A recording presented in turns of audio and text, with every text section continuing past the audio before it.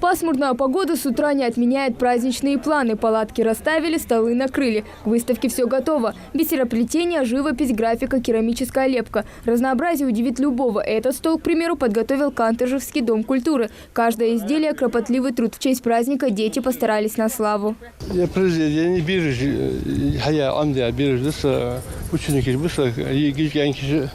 Вот они, вот гипсы, изделия, там, рисунок координатов обладают. Надеюсь, республику, что приготовить дятлох, гербы я его, и башни я его, сама я его, на ходах, сама дятлох. Да и республике, представьте, материал, так, ахитм, смени, я хочу толкать, мог. Каждый ремесленник старался изобразить красоту родного края через свое мастерство. Национальный дух живет в каждом изделии. Ингушский флаг, герб и стинги. К ярмарке умельцы готовились не один день. Если одни впервые выставляют свои произведения, то для искусных мастеров это мероприятие – повод поделиться опытом с жителями республики. Просто наводим, как пыль, наводится она у нас автоматически становится.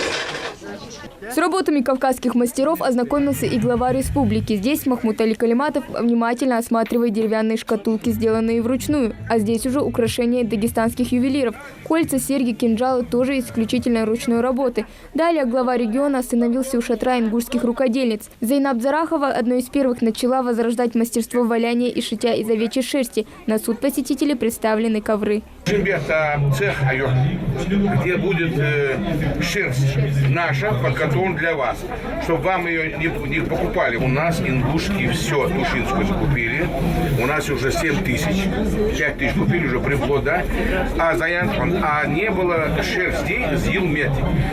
Значит, министр конкретно сказал, а он сделает. Через 2 месяца у нас будет мытая шерсть, наша тушинская.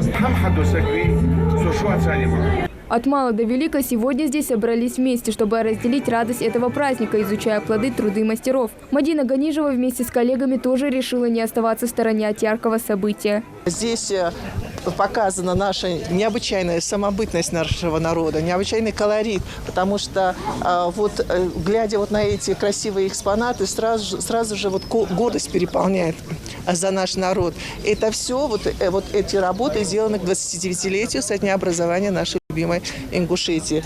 Переместиться в соседнюю республику и познакомиться со своей культурой ингушский народ решил и Умар Шейхов. Мастер медно-чеканных изделий из Хасавюртовского района Дагестана этим ремеслом занимается уже 40 лет. Сегодня он не только показывает, что сделал, но и как.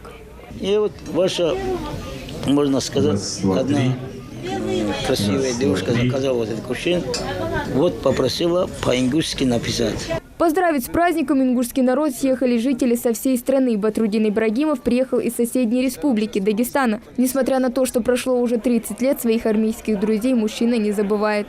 Вот много лет прошло. На днях у меня была встреча со служивцами с Ингушетии.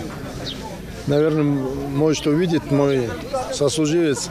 Он живет в поселке Плеево, на улице Плеева. Фамилия тоже у него Плеев, Аюб. Салам алейкум. В самом молодом регионе страны в мире и согласии проживает более 70 национальностей. Для каждой из них Ингушетия успела стать второй родиной. Специально к празднику многие диаспоры в качестве подарка подготовили национальные столы. Хинкал, чуду, узбекский плов, абрикосовая каша, чапельгыш. Сегодня 25-й раз я встречаю этот праздник в этой республике уже. Надеюсь, все будет хорошо, и я бы пожелал этой республике только хорошее, чтобы расцветала наша республика. Не забыли и про самых маленьких. Для них организовали развлекательную программу. Веселая музыка, танцы и подарки от любимого клоуна Олежка.